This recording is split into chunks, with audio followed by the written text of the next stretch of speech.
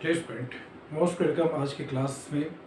देखिए, आज की क्लास में हम लोग ये देखेंगे कि जो इनर प्रोडक्ट स्पेस होता है, इनर प्रोडक्ट स्पेस से जो इनर प्रोडक्ट वहाँ पे मैप होता है, क्या उस मैप का यूज करते हुए हम लोग नार्म फंक्शन डिफाइन कर सकते हैं कि नहीं। यानी हम लोग ये जानना चाह रहे हैं कि जो इनर प्रोडक्ट स्पेस होता है और जो नार्म लीनियर स्पेस होता है, उनमें क्या रिलेशन हो सकता है, ये हम लोग समझेंगे। देखिए, कुछ बेसिक चीज़ें मैं आपको बता दे रहा हूँ कि जैसे हम लोग अगर दो वेक्टर्स लेते हैं, सपोज एक वेक्टर ए है और अगला वेक्टर बी है। मैं बहुत ही लोअर क्लास की चीज़ें पहले आपको बताता हूँ। तो अगर दो वेक्टर्स का डॉट मल्टीप्लिकेशन लेते हैं ये, तो उसका रूल आपको मालूम है कि डॉट मल्टीप्लिकेशन कैसे निकाला जाता है। सपोज पहला वेक्टर ए आपका ऐसे है, A1 I cap, A2 J cap और A3 K कैप, ये पहला वेक्टर है। ऐसे ही सेकेंड वेक्टर हम लोग ये लिखेंगे, B1 I cap, B2 J cap और B3 K कैप। जो बेसिक हम लोग जानते हैं हाई स्कूल और इंटरमीडिएट में, मैंने वैसा लिखा है कि एक वेक्टर ए है और अगला वेक्टर बी है। तो हम लोग जानते हैं कि ए डॉट बी आपका ये होता है A1 B1 plus A2 B2 और A3 B3। यानी क्या किया जाता है कि जो आई कैप, जे कैप और के कैप के कोफिशिएंट हैं, उनको मल्टीप्लाई करके ऐड कर लेते हैं। तो जो डॉट मल्टीप्लिकेशन होता है, डॉट मल्टीप्लिकेशन को ही हम लोग क्या करते हैं, इसको जनरलाइज कर लिया जाता है।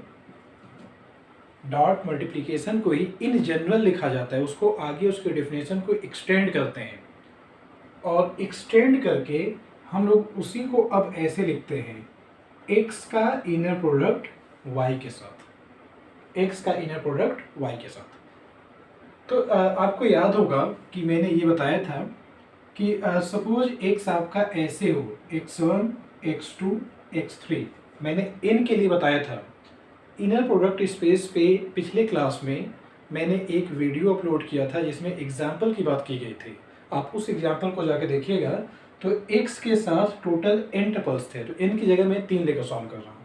सपोज x आपका ये है और y आपका है y1 y2 और y3, और ये दोनों मेंबर हैं R3 के।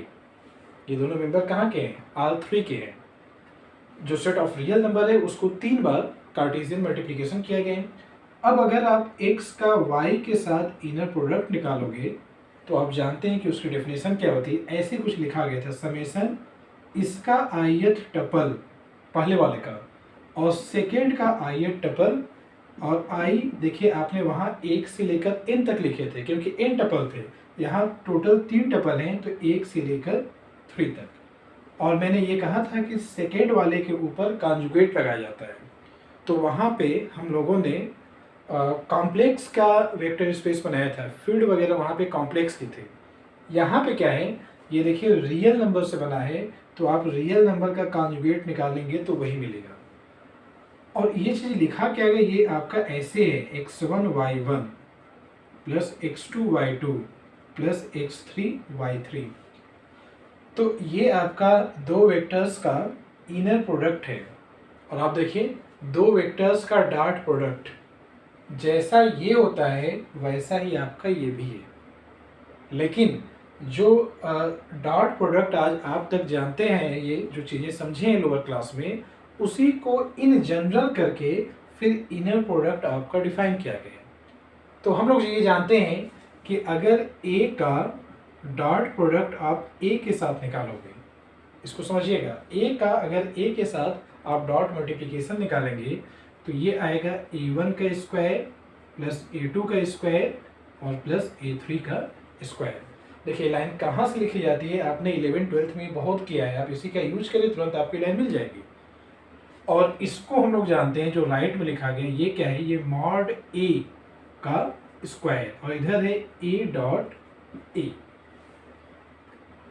दोनों तरफ आप स्क्वायर रूट अप्लाई करिए तो आपको क्या मिल जाएगा, a डॉट a की power 1/2 is equal to mod a. और आप जानते हैं कि मॉड ए क्या डिनोट करता है? मॉड ए डिनोट करता है length of the vector, length of the vector A. तो अगर आपको किसी वेक्टर ए की लेंथ निकालना होता है तो आप उस वेक्टर का सेल्फ उसी के साथ इनर प्रोडक्ट निकाल के उसका पॉजिटिव स्क्वायर रूट लिखते हैं। तो ये तो आपका जैसे एक आइडिया हो गया कि लेंथ निकालने के लिए डॉट मल्टीप्लिकेशन करके और उसका स्क्वायर रूट आपको लिखना होगा। और तो जो डॉट मल्टीप्लिकेशन होता है उसी का जनरलाइजेशन है इनर प्रोडक्ट। तो अगर आपको किसी वेक्टर x का लेंथ निकालना हो, क्योंकि नॉर्म से क्या मिल जाता है, उसकी लेंथ मालूम हो जाती है, तो अगर आप लेंथ निकालोगे तो जैसे ये था कि किसी वेक्टर की लेंथ निकालने के लिए उसी वेक्टर का सेल्फ के साथ डॉट मल्टीप्लिकेशन और होल की पावर 1/2, तो x की अगर लेंथ निकालेंगे तो x का x के साथ इनर प्रोडक्ट और होल की पावर 1/2। अच्छा, जो भी चीज़ें मैंने बताया है हम लोग ये समझेंगे कि जैसे जब कोई थ्योरम आती है, पहली बार किसी ने उस थ्योरम को प्रूव किया होगा तो वह किस चीज़ को बेस बनाकर तब जाके वह थ्योरम लिखे होंगे। जैसे देखिए, मैं आपके सामने एक थ्योरम लिखा हूँ जो आपके पेपर में पूछी भी जाती है, और अगर पूछी जाए या ना जाए लेकिन आपको ये जानते रहना चाहिए, क्योंकि देखिए आप पूरे फंक्शनल एनालिसिस में गिनी चुने स्पेस के बारे में पढ़ते हैं। एक होता है आपका नॉर्म्ड लीनियर स्पेस और दूसरा होता है inner product space. Norm space आपका जब कंप्लीट होता है तो वह बनाक हो जाता है, इनर प्रोडक्ट स्पेस कंप्लीट होता है तो वह हिल्बर्ट होता है। तो आपसे कोई भी पूछ सकता है कि इनके बीच में क्या रिलेशन होता है, यानी कौन सा स्पेस किसको इम्प्लाई करता है। तो देखिए आपके सामने मैंने एक थ्योरम लिखा है, उसका स्टेटमेंट हम लोग देखते हैं। If x is any inner product space, यानी एक्स आपका अपने आप में एक इनर प्रोडक्ट स्पेस है, और स्पेस से आप एक एलिमेंट स्मॉल एक्स लीजिए और उसका नॉर्म कैसे डिफाइन करेंगे, एक्स का एक्स के साथ इनर प्रोडक्ट और होल की पावर 1/2। तो आपको ये प्रूफ करके दिखाना है कि जो फंक्शन ऐसे डिफाइन किया गया है ये फंक्शन एक्स पर एक नॉर्म होगा। ये फंक्शन क्या होगा, एक्स पर एक नॉर्म होगा। और आप खुद सोच सकते हैं कि अगर ये एक्स पे नॉर्म है तो एक्स कामा नॉर्म, जब इनको एक साथ लिखेंगे तो ये आपका नॉर्म्ड लीनियर स्पेस बन जाएगा। यानी अगर कोई स्पेस इनर प्रोडक्ट स्पेस है, अगर कोई स्पेस इनर प्रोडक्ट स्पेस है तो वह स्पेस आपका नॉर्म्ड लीनियर स्पेस भी होता है। तो इन जनरल ध्यान रखिएगा, इनर प्रोडक्ट स्पेस जो होता है ये इम्प्लाई करता है नॉर्म्ड लीनियर स्पेस को, ये इसको इम्प्लाई करता है। तो अब जैसे इस थ्योरम में ये लाइन कहाँ से आई, देखिए ये ऑब्जर्वेशन ऐसे बनाया जाता है कि अगर आपको किसी वेक्टर का लेंथ लिखना होता है तो आप उस वेक्टर का सेल्फ के साथ आप डॉट मल्टीप्लिकेशन और होल की पावर 1/2। तो वैसे नॉर्म एक्स क्या डिनोट करेगा, ये वेक्टर एक्स की लेंथ को डिनोट करेगा। तो अगर आपको वेक्टर एक्स की लेंथ निकालना होगा तो आप एक्स का एक्स के साथ इनर प्रोडक्ट लिखेंगे और होल की पावर 1/2 अप्लाई करेंगे। तो हम लोग क्या करते हैं कि अब इस थ्योरम का डेरिवेशन कर लेते हैं। देखिए इस थ्योरम में दिखाना क्या होगा, आप ये मान के चलेंगे कि कैपिटल एक्स आपका इनर प्रोडक्ट स्पेस है, ये गिवन है, और इसका यूज करके आप ये प्रूव करेंगे कि ये जो फंक्शन जो नॉर्म जैसा नोटेशन है, ये फंक्शन जिसकी डेफिनेशन ये है, ये फंक्शन एक्स पे नॉर्म फंक्शन का काम करेगा। ये हम लोग को प्रूव करके लाना है। तो देखिए जो भी ये चीज़ें हैं मैं इसको रफ करके और तुरंत मैं आपको इसका डेरिवेशन करा दे रहा हूँ। तो हम लोग ये करेंगे, देखिए बेसिक आपको हमेशा ये जानते रहना चाहिए कि कोई भी जो कॉन्सेप्ट होता है वह कॉन्सेप्ट आता कहाँ से है, या न्यू चीज़ें जब बनती है तो उसके पीछे क्या लॉजिक रहा होगा या किसी ने उसको कैसे सोचा होगा। और ये चीज़ें आपको मिल जाएगी, आप अच्छी बुक को रीड करेंगे तो वहाँ पे जब भी कोई न्यू चैप्टर आपका स्टार्ट होता है तो उसका स्टार्टिंग हमेशा आप पढ़ा करिए। ऐसा नहीं कि डायरेक्ट आप डेफिनेशन पर आइए और डेफिनेशन के बाद आप उस पर थ्योरम पे आइए, क्वेश्चन पे आइए, नहीं ऐसा नहीं करना चाहिए। पहले कॉन्सेप्ट देखा करिए। अभी आपके पास टाइम कम है क्योंकि आपका एग्ज़ाम होने वाला है, लेकिन उसके बाद आप फ्री होंगे। तो जब भी आपको टाइम मिलता है और आप अपने सब्जेक्ट को लेकर सीरियस हैं तो आपको ऐसे करना चाहिए कि जब भी टाइम मिले तो आप उसके बारे में जाके सोचिए। आप जितना डीपली सोचेंगे उतना रिजल्ट आपको नए नए मिलेंगे। तो चलिए हम लोग इस थ्योरम को करते हैं प्रूफ। तो प्रूफ करते टाइम जो भी इंफॉर्मेशन दी होती है पहले हम लोग उसको सपोज कर लेते हैं। तो हम लोग ये सपोज कर लेंगे कि लेट x इज एन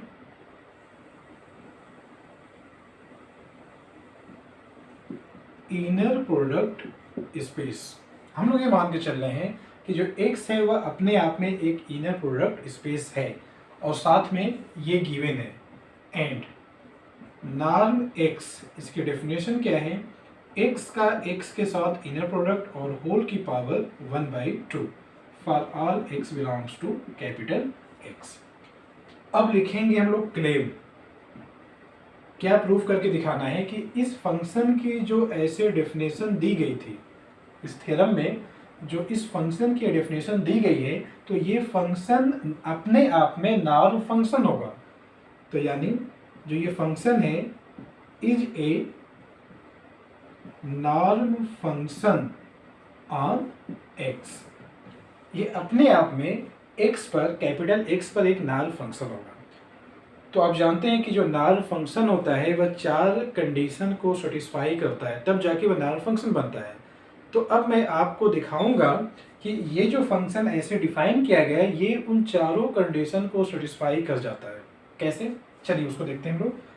देखिए पहली कंडीशन ये होती है to prove that norm x is greater than or equal to 0। हम लोग ये प्रूफ करके लाएंगे for all x belongs to capital X।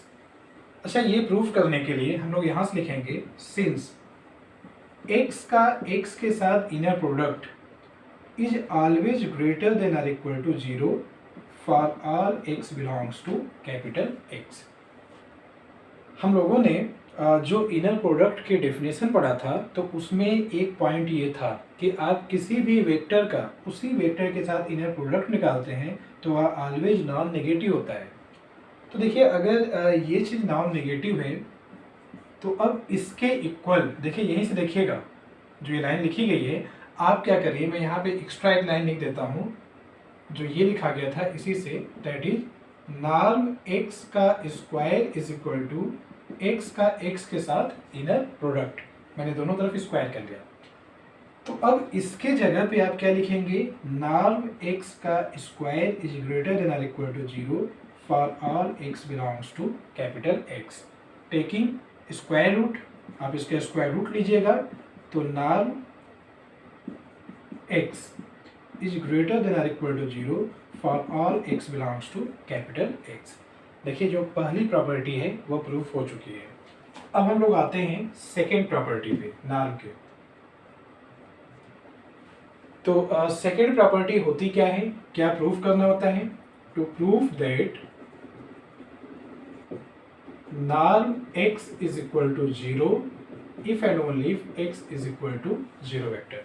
देखिए सेकेंड प्रॉपर्टी में हम लोग को ये प्रूफ करना होता है कि किसी भी वेक्टर्स पर, किसी भी वेक्टर पर अगर ये फंक्शन ऑपरेट करें तो उसका आंसर 0 तभी आएगा जब वह वेक्टर 0 वेक्टर होगा।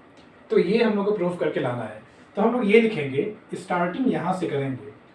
देखिए हम लोग डायरेक्ट पहले ऐसे लिखते हैं, वी नो दैट, क्योंकि जो स्पेस है कैपिटल X वह अपने आप में इनर प्रोडक्ट स्पेस है। तो आप इनर प्रोडक्ट स्पेस की जो डेफिनेशन होती है आप उसका यूज करेंगे कि x का x के साथ इनर प्रोडक्ट 0 होगा if and only if x is equal to 0 vector. ये हम लोग जानते हैं। अब यहां से आप देखिए जरा, x का x के साथ इनर प्रोडक्ट इसके इक्वल है, ये चीज इसके इक्वल है, तो ये 0 के इक्वल होगा इफ एंड ओनली इफ ये 0 के इक्वल हो। तो अगले लाइन पे हम लोग ये लिखेंगे, दैट इज नॉर्म x का square is equal to 0 if and only if x is equal to 0 vector. अब आप इसका स्क्वायर रूट लीजिएगा, that is norm x is equal to 0 if and only if x is equal to 0 vector. तो ये आपकी जो second property वहाँ बताई गई थी वह प्रूफ हो चुकी है। नॉर्म दिखाने के लिए जो सेकेंड प्रॉपर्टी होती है वह मैंने आपको प्रूफ करके दिखा दिया। अब हम लोग आते हैं थर्ड प्रॉपर्टी पे, N3 पे। देखिए N3 में हम लोग को ये दिखाना होता है to proof that alpha x का norm is equal to mod alpha into norm x. बाकी सिंबल आप जानते हैं, अल्फा यहाँ स्केलर होता है और स्मॉल एक्स आपका स्पेस का कोई भी एलिमेंट हो सकता है। तो आपको ये चीज़ इसके इक्वल लाकर प्रूफ करना होगा। तो हम लोग इसको ऐसे लिखेंगे, देखिए अल्फा एक्स नॉर्म का स्क्वायर इज इक्वल टू, पहले हम लोग इसका आंसर निकालेंगे। देखिए ये डेफिनेशन यूज करिएगा, ये दोनों सेम चीज़ें हैं। नॉर्म एक्स का स्क्वायर होता है तो उसको एक्स का एक्स के साथ इनर प्रोडक्ट लिखा जाता है। तो ऐसे इसको हम लोग क्या लिखेंगे, इसको लिखेंगे inner product of alpha x with alpha x. और देखिए जो इनर प्रोडक्ट की बेसिक प्रॉपर्टी मैंने बताया था जस्ट डेफिनेशन के बाद, आप पिछली वीडियो में जाके देखिएगा, तो अगर हम लोग फर्स्ट वेरिएबल से अल्फा को बाहर करते हैं तो वह सेम अल्फा आता है, लेकिन अगर आप सेकेंड वेरिएबल से स्केलर को बाहर करते हैं तो वह अल्फा बार हो जाता है। और अब बचेगा क्या, एक्स का एक्स के साथ इनर प्रोडक्ट, और अल्फा इंटू अल्फा बार आपका मॉड अल्फा का स्क्वायर होगा, और एक्स का एक्स के साथ इनर प्रोडक्ट आपका हो जाता है नॉर्म एक्स का स्क्वायर। जो उसकी डेफिनेशन है ये यूज कर लिया गया। और लेफ्ट में आपका है मॉड नॉर्म अल्फा एक्स का होल स्क्वायर। अब आप दोनों तरफ स्क्वायर रूट अप्लाई करिए। जैसे स्क्वायर रूट आप लिखेंगे तो alpha x norm is equal to mod alpha into norm x. तो ये जो थर्ड प्रॉपर्टी है नॉर्म फंक्शन दिखाने की वह प्रूफ हो चुकी है। अब हम लोग आएंगे N4 पर, जो नॉर्म दिखाने की चौथी प्रॉपर्टी होती है जिसको हम लोग ट्रायंगुलर इनइक्वलिटी भी बोलते हैं। और वो वाली प्रॉपर्टी थोड़ा सा टफ होगा उसको प्रूफ करना। तो इस पूरी चीज़ों को मैं रफ करके तब आकर उस वाली प्रॉपर्टी को मैं बता रहा हूँ। तो तीन प्रॉपर्टी हम लोग प्रूफ कर चुके थे नॉर्म दिखाने की, और जो लास्ट प्रॉपर्टी हम लोग अब बातें करेंगे उस पर। देखिए क्या दिखाना है कि x प्लस वाई का जो नॉर्म होगा वह लेस या इक्वल होगा norm x plus norm y के। चलिए हम लोग इसका डेरिवेशन करते हैं और उसको समझते हैं। Consider norm x plus y. देखिए लेफ्ट में ये लिखा गया है, आप क्या करिए कि आप इसका स्क्वायर निकालिए, क्योंकि अगर आप स्क्वायर नहीं करेंगे तो स्क्वायर रूट आएगा और स्क्वायर रूट को बैलेंस करने में बहुत टाइम लगेगा। हम लोग रूट से हमेशा बचेंगे अपने आसानी के लिए। तो इसको हम लोग क्या लिखेंगे, ये होगा आपका x प्लस वाई का x प्लस वाई के साथ इनर प्रोडक्ट। देखिए जो यहाँ डेफिनेशन है। अब बाकी आप इसका इनर प्रोडक्ट जब निकालेंगे, देखिए ये x इस x के साथ आएगा तो x का x के साथ इनर प्रोडक्ट, फिर यही x आपका y के साथ जाएगा तो x का y के साथ इनर प्रोडक्ट, ये y x के साथ जाएगा तो y का x के साथ इनर प्रोडक्ट, और फिर ये y इस y के साथ जाएगा तो y का y के साथ इनर प्रोडक्ट। इसको अरेंज आप करिए। जैसे इसको लिखा जा सकता है नॉर्म x का स्क्वायर, फिर आप इसको लिखिएगा, इसको लिखेंगे नॉर्म y का स्क्वायर। आप इसको सेम लिखिएगा x का y के साथ इनर प्रोडक्ट, और इसमें ऑर्डर को रिवर्स करिएगा, x का y के साथ इनर प्रोडक्ट। अब क्या लिखेंगे, कॉन्जुगेट, क्योंकि जो इनर प्रोडक्ट की डेफिनेशन है वह ये कहती है कि अगर आप ऑर्डर को चेंज करेंगे तो ऊपर आपको कॉन्जुगेट लगाना होगा। तो ये तो आपको ये मिल गया। हम लोग इसका आंसर पहले निकालेंगे कि इसका आंसर होगा क्या। आप वैसे भी देखिए कि जो हमें प्रूफ करके लाना है उसमें कहीं इनर प्रोडक्ट नहीं चाहिए, लेकिन यहाँ पर इनर प्रोडक्ट है। अब इसको समझने के लिए कुछ चीज़ें मैं एक्स्ट्रा आपको बता रहा हूँ कॉम्प्लेक्स नंबर के बारे में, फिर उसका यूज करेंगे तो आंसर आ जाएगा। हम लोग इन जनरल जानते हैं कि किसी भी कॉम्प्लेक्स नंबर को x प्लस आई वाई इस फॉर्मेट में लिखते हैं तो उसका जो कॉन्जुगेट होता है वह x माइनस आई वाई ये होता है। फिर आप दोनों को अगर ऐड करेंगे z प्लस जेड बार तो ये आंसर आएगा 2 टाइम्स x, और 2 टाइम x का मतलब है 2 times real part of z। x क्या होता है, ये z का रियल पार्ट ही तो होता है। जहाँ x होता है उसकी जगह रियल पार्ट ऑफ z लिखेंगे, जहाँ y होता है उसके जगह पर रियल पार्ट ऑफ z, जहाँ y होगा उसके जगह पर इमेजिनरी पार्ट ऑफ z ये लिखेंगे। x को क्या बोलते हैं, x को बोलते हैं z का रियल पार्ट और y को बोला जाता है z का इमेजिनरी पार्ट। तो जब ये चीज़ें कंप्लीट आपका हो जाएगा, फिर हम लोग ये जानते हैं, देखिए एक तरफ आप ये लिखिएगा लेफ्ट में x लिखिए और इधर लिखिए x square plus y square और इसका स्क्वायर रूट। देखिए अगर मैं यहाँ पर x is equal to x square, हम लोग ऐसे लिख सकते हैं x is equal to x square, और लेकिन एक्स स्क्वायर कहाँ पे रहेगा, रूट में।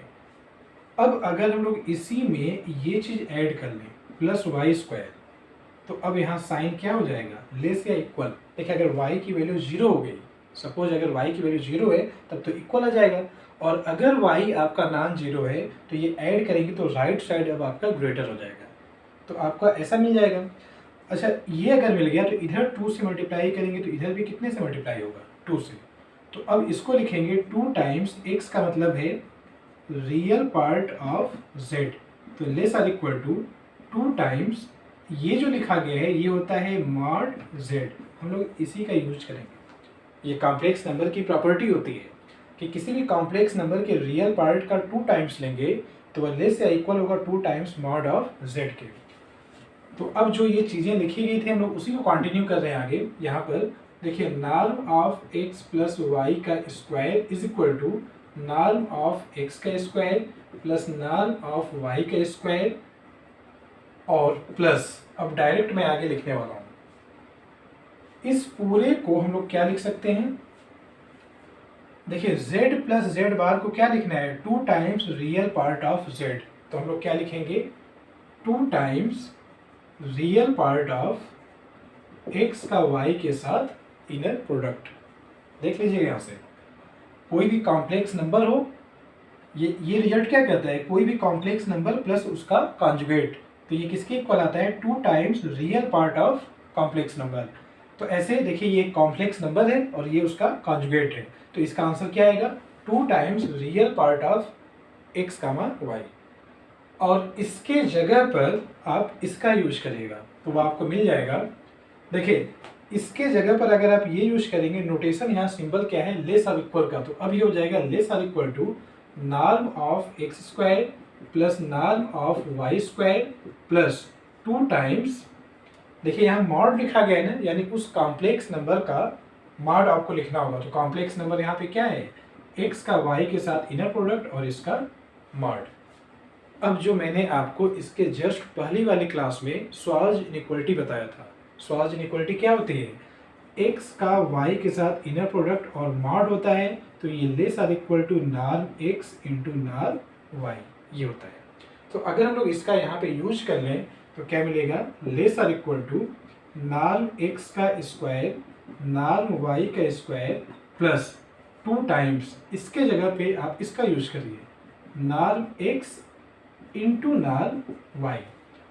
अब जो राइट साइड आपका लिखा है देखिए a square plus b square plus 2ab उस फॉर्मेट का लिखा गया है, तो इसको आगे हम लोग ये लिखेंगे that is norm x plus y का square less or equal to norm x plus norm y का होल स्क्वायर। दोनों तरफ आप स्क्वायर रूट लीजिएगा तो ये मिल जाएगा norm x plus y less or equal to norm x plus norm y। तो चौथी प्रॉपर्टी नॉर्म में आपको यही दिखाना होता है, देखिए वैसा मिल चुका है। तो आगे हम लोग इसको ये कहेंगे हेंस